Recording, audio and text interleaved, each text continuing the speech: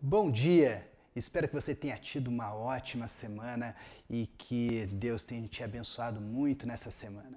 Hoje a gente vai voltar a estudar o livro de Daniel e hoje uma aula especial, porque hoje a gente termina a primeira parte do livro de Daniel.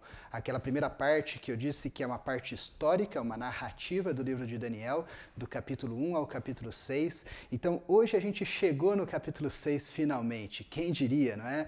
Quem diria que há 6 semanas atrás, quando a gente começou essas aulas online, a gente iria tão longe no livro de Daniel. Eu acho que você não esperava que você passaria tanto tempo assistindo aulas, cultos online, né? Mas graças a Deus por esse tempo que a gente tem tido e por essa oportunidade de estudar a palavra dele.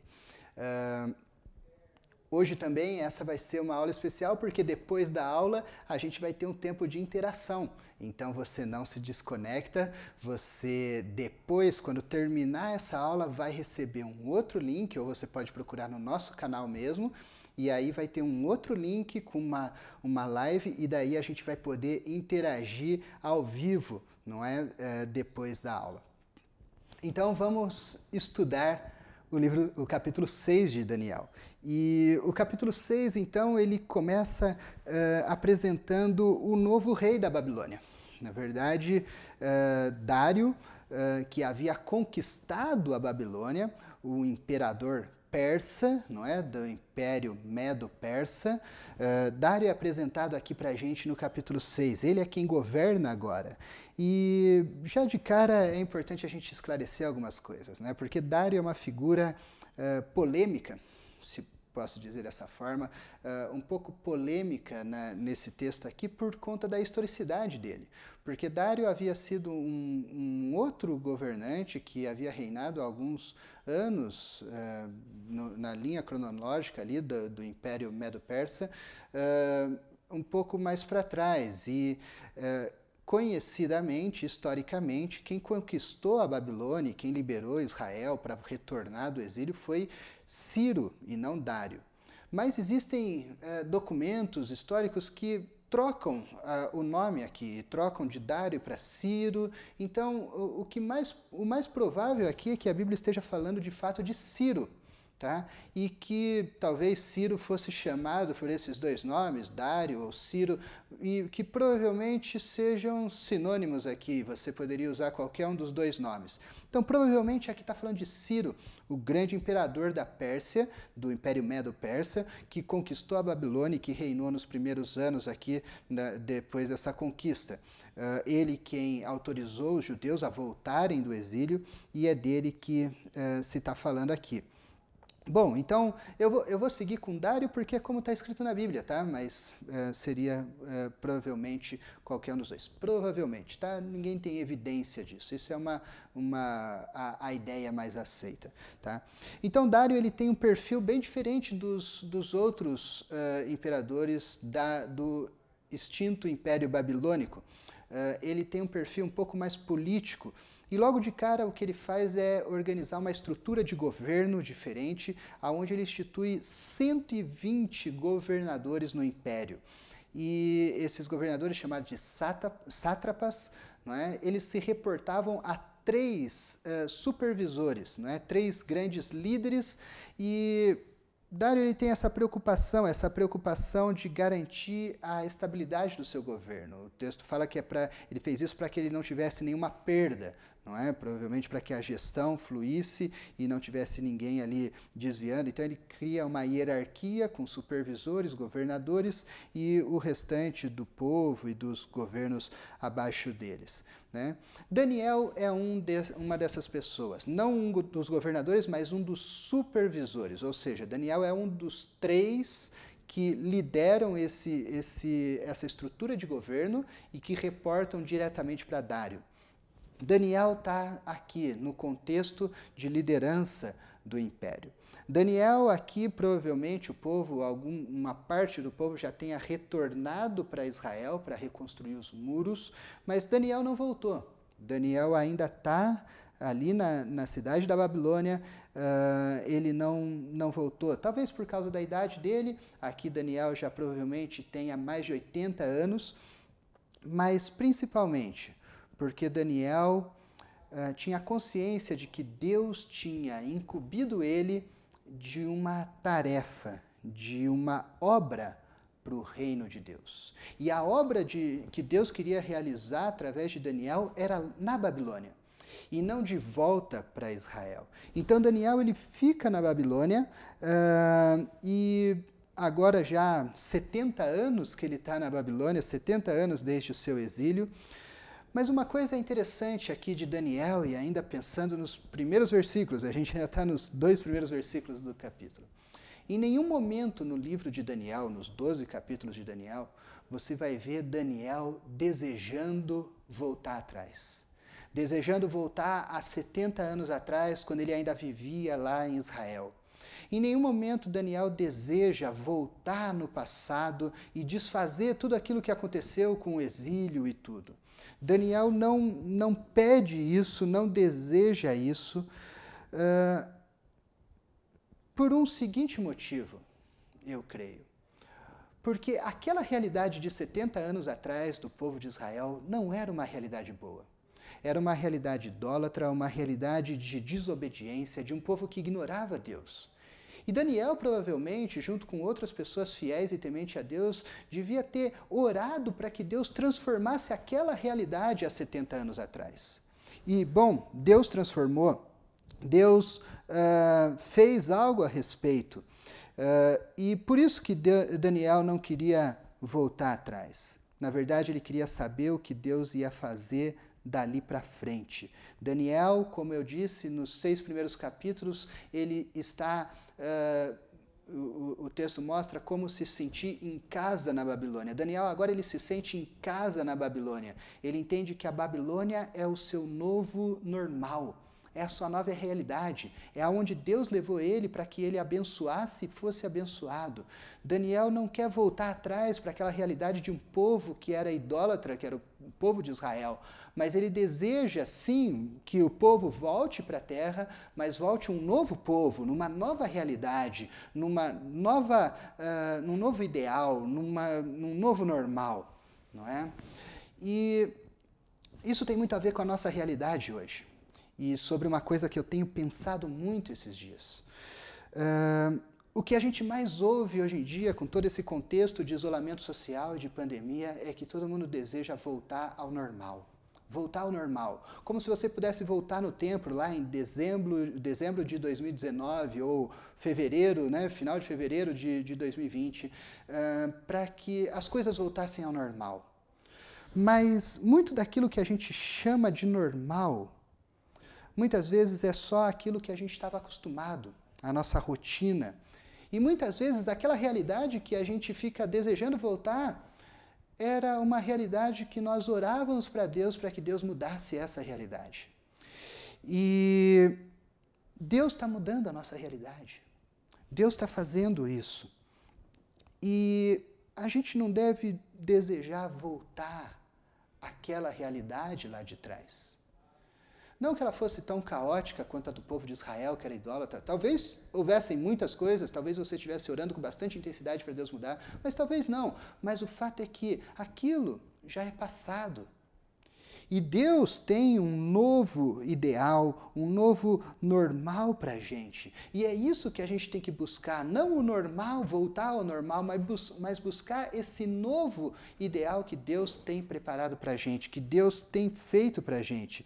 Deus está usando esse tempo para mexer com a gente, para mexer as coisas, para fazer a gente rever nossos valores, nossos conceitos, para fazer a gente rever o valor que a gente dá para a família, para estar em casa, o valor que a gente dá para estar em comunhão com a igreja, o valor que a gente dá para as verdadeiras amizades, o valor que a gente tem que dar para a comunhão com Ele, para o estudo da palavra dEle. Deus está usando esse tempo. E, sabe, a maior tragédia dessa pandemia vai ser se, quando tudo isso acabar, você simplesmente voltar ao normal. E o que eu desejo para você é que você não volte àquele estado de fevereiro, mas que você alcance o novo normal de Deus para você, que você alcance o novo ideal de Deus para você, e que você chegue lá e entenda que existe esse novo normal, existe esse ideal de Deus para a nossa realidade. A gente não deve voltar atrás, mas a gente tem que aprender com o que Deus está fazendo com a gente. E eu aprendo com Daniel isso. É incrível, não é? Como é relevante o ensino da palavra de Deus. É relevante e atual para a gente hoje. Não é? Bom, mas seguindo aqui no texto, então, no versículo 3 a 6, fala que como Daniel se destacou no meio desse império, dessa nova realidade dele. E da mesma forma em que ele se destaca e aumenta em sua posição, também aumenta a inveja, os ciúmes e a quantidade de pessoas que querem derrubar Daniel. E, bom, as pessoas tentam tramar para derrubar Daniel, mas elas não conseguem encontrar acusações contra Daniel. Daniel é uma pessoa íntegra e ninguém encontra nada o que dizer contra ele. E a única estratégia que aqueles inimigos de Daniel veem é colocar Daniel num ponto entre o rei e Deus. Porque eles sabiam que Daniel seria fiel a Deus e deixaria o rei em segundo lugar diante dessa comparação. Então eles fazem isso. O versículo 6 ao versículo 9 vai mostrar o plano deles. Eles chegam diante de Dário e pedem para que Dário assine um decreto estabelecendo que por 30 dias a única pessoa que deveria ser o objeto, o alvo da oração e dos pedidos de qualquer pessoa no reino fosse Dário e não nenhum outro deus, não é? E que a punição para isso fosse que a pessoa que descumprisse essa ordem fosse jogada na cova dos leões, ou seja, uma sentença de morte. Bom, Dário assina e o versículo 10 vai mostrar a reação de Daniel a isso. Bom, e a reação de Daniel a isso é muito simples. Na verdade, nada muda para Daniel. Daniel continua fazendo exatamente a mesma coisa que ele fazia sempre. Ele recebe a notícia do decreto do rei e ele continua do mesmo jeito. Ele simplesmente pega e continua com a sua rotina de oração 3 vezes ao dia. Ele não vai orar porque as coisas ficaram difíceis para ele. Ele não vai orar para desafiar as pessoas que queriam pegar ele ali e incriminar ele. Ele não vai orar por nenhum outro motivo, ele simplesmente ora porque isso já era o que ele fazia todos os dias. Daniel fazia isso todos os dias, ele orava. Ele decide que ele não iria mudar a sua principal rotina do dia. A oração era a principal rotina do dia de Daniel. Ele entende que é muito mais arriscado ele passar um dia sem orar do que ele ser jogado na cova dos leões. E essa é a grande lição desse capítulo. Eu não quero me estender muito em outras lições, mas eu quero atentar para essa lição. A gente deve ter a oração como a nossa principal rotina do dia. A oração tem que fazer parte do nosso dia a dia. A gente não tem que dar um passo no nosso dia sem antes gastar tempo de oração com Deus. Sabe, e mesmo que a gente não tenha tempo, parece que o nosso dia é tão corrido, não é? A gente não consegue fazer as coisas que a gente gostaria de fazer. Na verdade, existe um livro que eu gosto bastante que fala assim, que é ocupado demais para deixar de orar. E é exatamente isso. Se você não tem tempo, esse é o principal motivo para você orar, porque você vai precisar muito mais da direção de Deus diante de todos os desafios que você tem no dia, diante de toda a agenda cheia que você tem no dia. Sabe, é tão importante alinhar as coisas que você faz no seu trabalho, com o seu chefe, com a sua liderança. Imagina alinhar aquilo que você tem que fazer com o Rei dos Reis, o Senhor do Universo. Você não pode sair simplesmente fazendo as coisas sem antes conversar com Ele. Sabe, se você não tem nenhum motivo especial para orar naquele dia ou para pedir, mas um motivo para você orar, porque você tem muito que agradecer por você não ter nenhum problema para clamar a Deus naquele dia. Se você está desanimado, mais um motivo para você orar. O fato é que a oração é essencial e não existe nenhum motivo para a gente deixar de orar. A oração tem que ser parte do nosso dia a dia, a gente não tem que esperar acontecer um problema para daí a gente começar a orar. A oração é a nossa comunicação com o Senhor dos Senhores, com o Rei dos Reis, e a gente tem esse acesso a Ele, e é uma loucura, uma insanidade a gente desperdiçar esse acesso que a gente tem com o Deus que nos ouve. E Daniel, ele sabia disso, ele sabia que ele podia abrir mão de qualquer coisa na vida, mas ele não podia abrir mão da comunhão e da presença de Deus na vida dele. E ele precisava orar. Como ele sempre fez, ele não iria mudar, ele não iria obedecer a qualquer outra pessoa em detrimento do tempo dele com Deus. E ele faz isso. E a história segue, e a história aqui ela é até bem conhecida, não é? Eu lembro de quando eu era criança e aprendia dessa história. O versículo 11 ao 25 vai contar o desfecho dessa história. Daniel é descoberto, logo, provavelmente no primeiro dia, já tinha alguém acampado esperando para ver Daniel orando. Bom, eles vão, denunciam ao rei. O rei fica muito triste porque ele era amigo de Daniel. Lembra que Daniel era uma das 3 pessoas abaixo do rei.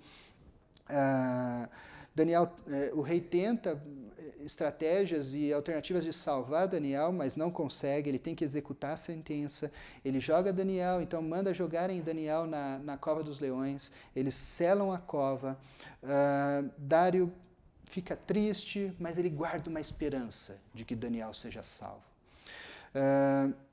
Dário vai para casa, triste, não come, não bebe vinho, não faz nada que possa o alegrar. E no dia seguinte de manhã ele corre para aquela cova dos leões e ele faz uma pergunta: Daniel, você está aí, será que o seu Deus te salvou?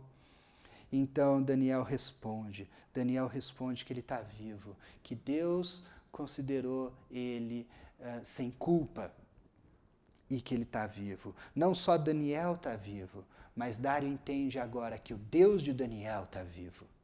E então Dário inverte a punição e agora resolve punir os conspiradores e joga eles na cova dos leões. Os leões devoram eles. Então o capítulo termina com uma declaração fantástica de Dário. Dário, então, ele declara no versículo 26 ao 28, ele tem a conclusão dele, e ele fala assim: estou editando um decreto para que em todos os domínios do império os homens temam e reverenciem o Deus de Daniel, pois ele é o Deus vivo e permanece para sempre. O seu reino não será destruído e o seu domínio jamais acabará. Ele livra e salva, faz sinais e maravilhas nos céus e na terra. Ele livrou Daniel do poder dos leões. Que fantástico! Mais um rei que reconhece que Deus é o Rei dos Reis, o Senhor dos Senhores, aquele que livra e aquele que domina sobre todas as coisas, o único digno de adoração. Essa história é fantástica. E eu quero terminar essa história com não 3 desafios, como eu sempre faço toda semana, mas eu queria colocar um único desafio. Na verdade, refletindo sobre a questão da pandemia, esse se tornou em 2 desafios. Então, vamos lá. O primeiro é: aprenda qual o ideal que Deus está te movendo durante esse período de pandemia. Busque entender o que Deus está fazendo e aprenda. Tome lições do que Deus está fazendo para você. Não desperdice a sua quarentena. Em segundo lugar, ore. Ore como a parte mais importante da rotina do seu dia. Ore. Ore agradecendo, ore pedindo, ore clamando, ore se abrindo para Deus. Ore. Ore antes de começar o dia, ore antes de terminar o dia, mas coloque a oração na sua rotina como a parte mais importante da rotina do seu dia. E que Deus te abençoe, que Deus abençoe a sua casa, esse tempo de quarentena, que Deus abençoe a sua vida e que você cresça em comunhão com Ele. Eu quero te convidar agora para a gente bater um papo. Então, procure aí a outra live que está aparecendo no nosso canal ou os links que a gente já está enviando e a gente vai poder conversar e interagir um pouco. Eu quero ouvir suas experiências, seus aprendizados e suas perguntas. Me mande perguntas, dúvidas, comentários. Mande aqui nos comentários desse vídeo para que a gente possa ter esse bate-papo, tá bom? Então até lá e te espero logo mais para a gente conversar, tá bom? Um grande abraço.